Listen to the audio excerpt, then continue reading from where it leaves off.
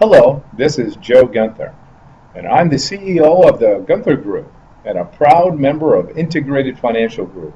We're a consortium of independent LPL advisors. Now, this month I'm here to discuss the European recovery. You may be enjoying this long respite from reading about the European debt problems, which just a year ago still scared many observers into thinking that the world was on the edge of a deep economic malaise. Now, the last time Europe made headlines, Greece was going bankrupt.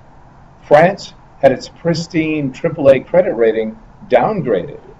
Spain was wrestling with unemployment north of 20%. Italy was insolvent, and everybody south of Germany was mired deep in economic recession. So, where are we now?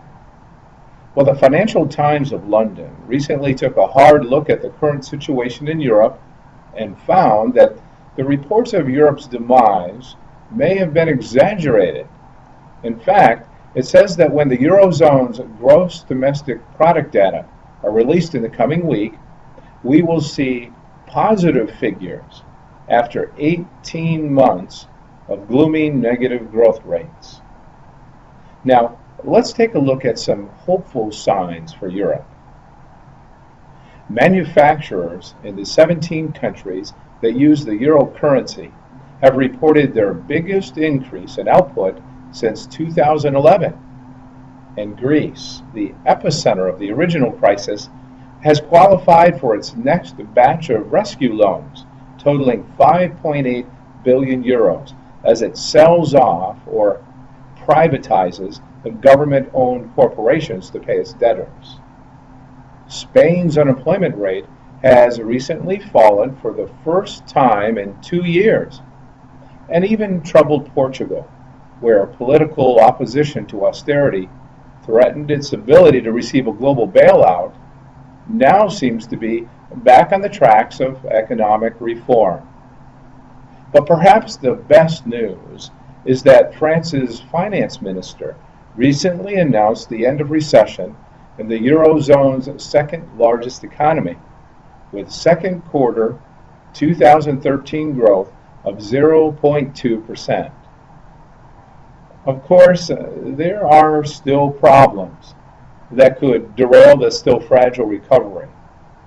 Perhaps the biggest is the continent's banking industry, where banks are still avoiding having to fess up to their losses on sovereign debt. These same banks are still cleaning up their balance sheets, and they're slow to make much needed loans to regional businesses.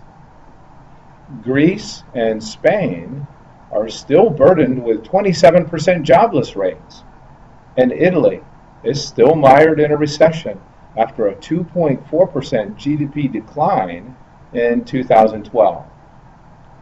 Those of us who have read more about the Greek economy can finally dare hope that the break from scary headlines continues. Interestingly, most of the reports that talk about rays of hope in Europe also mention, in passing, that the United States economy has been the sole engine of growth in an otherwise troubled global economy. That in itself is something to cheer about. Thank you for listening.